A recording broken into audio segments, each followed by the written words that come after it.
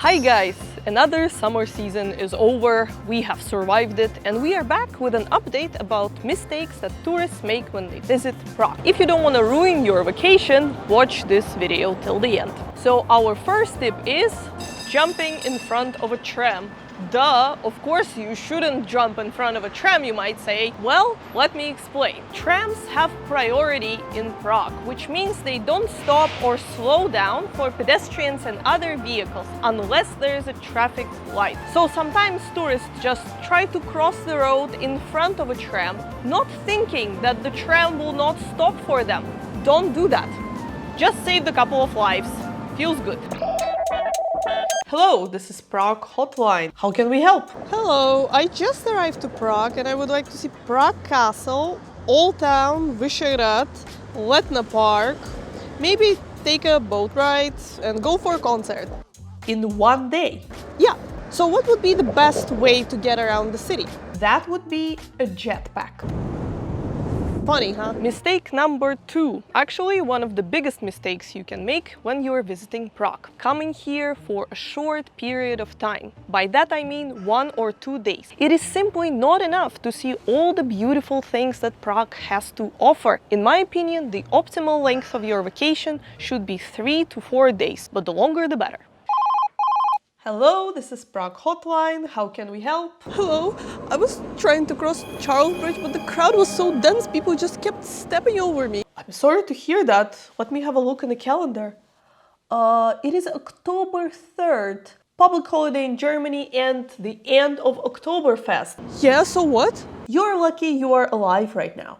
Not everyone is oblivious to the fact that Prague is amazing though. People from nearby countries such as Germany, Austria, Poland and Slovakia love to visit Prague during the high season, on weekends and holidays, so Prague gets really busy during that time. So we suggest pre-planning certain things for your trip, like visiting Charles Bridge early in the morning when it's not super crowded, or catching the first astronomical clock show of the day at 9 AM when it's still enjoyable and not so busy. But we will not dwell much on this because we already made a separate video about it. You can check it out here. Mistake number 4. A lot of tourists underestimate how walkable Prague is. A lot of people treat Prague as other European capitals like Berlin or London, where a lot of the historical sites are located far away from each other. But Prague Historical City Center is very compact. So if you don't have a problem walking 3 to 4 kilometers, you will really get the most out of visiting Prague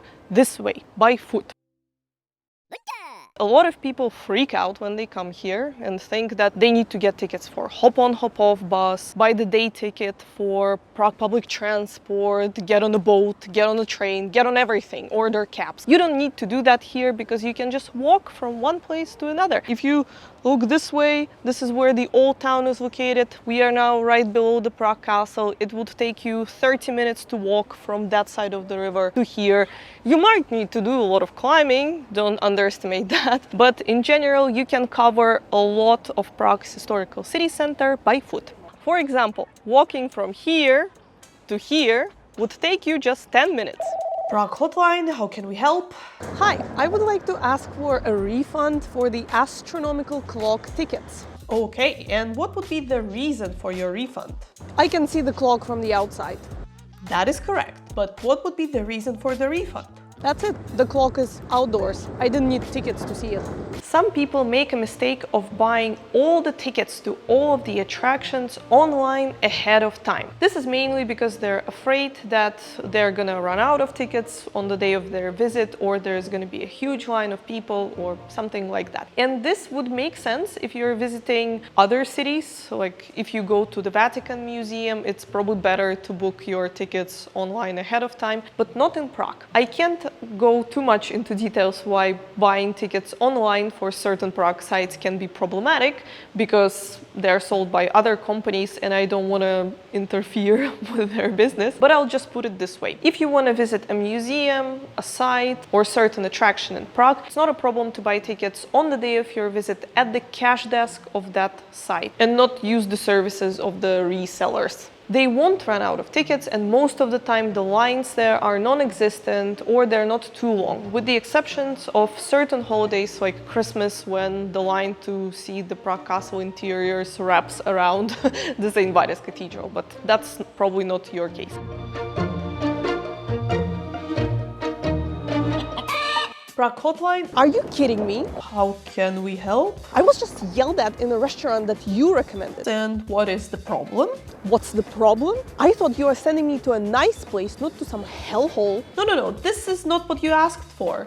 What do you mean? You haven't asked for a nice Czech restaurant. You have asked for authentic Czech restaurant.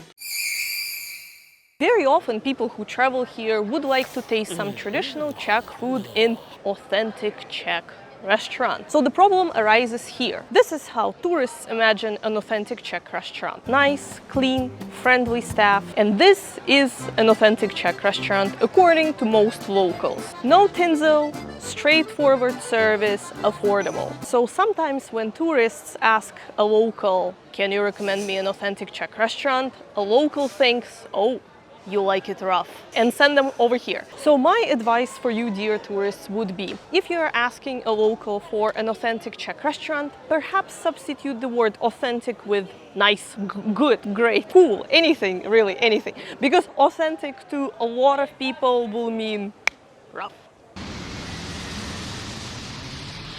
Traveled to Prague for 16 hours to make the time lapse of the famous rotating head of Franz Kafka. Where is it actually? It's supposed to be right here. Oh. Son of... The next mistake tourists make is not doing their research. I know, boring! I will be Captain Obvious. Do your research. Make sure that all of the attractions that you are interested in are open and not on the reconstruction. Research some restaurants in your price lane, because a lot of people that travel to Prague think that they can just wing it. Sometimes it can work out, but more often than not, it happens that people just sit down in a restaurant on the Old Town Square, where goulash costs close to 500 crowns, and it's not as good, especially not for this money, and then they're disappointed. Obviously, people who watch these videos are doing their research actively now, but I'm saying do it even more, because yes, I can recommend you a lot of cool places, but will they be open? Will you like the prices? See what I mean? Prague hotline, how can we... Please call the police now to the restaurant that I'm at. Can you please tell me what happened? Everything was fine up until I paid the bill. The waiter just lost it on me. Okay, I see. One question, how much did you tip your waiter? Well, nothing. I thought that tips are not obligatory in the Czech Republic. Right. I'm afraid you will have to pay the police for a false call. The next mistake tourists make is connected to tipping. Or not tipping, rather. For some reason, a lot of people who travel here assume that they don't have to tip at all, or they can slightly round up their bill. And that is not the case here, because if you like the service, if your waiter was nice to you, then you should give them at least 10%. If you didn't like the service, then it's a question, and then you have to decide how much you want to give to them. But if everything was perfectly fine and you just decided not to tip or tip very little, it can happen that the server will be side-eyeing you, or will straight up tell you, like, what's wrong, dude? I thought we are cool. Or will be extremely rude and condescending. It kind of depends who you get. Oh my god, this is so beautiful. I cannot wait to explore. Back on the bus. We are leaving. What? The last tourist mistake that we would like to mention is connected to taking a day trip from Prague. Destinations like Český Krumlov, Karlovy Vary or Czech Switzerland are very popular, but these places are located on the border of the Czech Republic, which means it would take you a long time to get there. So a lot of tourists make a mistake of not checking that ahead of time and going and then regretting that they spent so much time commuting to these places. Yes, it is worth it to go see Český Krumlov, but if you are not ready to spend 6 hours on a bus, maybe it will not be for you. So if you have just one spare day that you would like to dedicate to a day trip, go somewhere closer to Prague. And if you would like to visit Český Krumlov or Karlovy Vary, we would recommend staying there for a night, so you don't have to spend so much time on public transport. Okay guys, thank you so much for watching this video. We'll see you next time.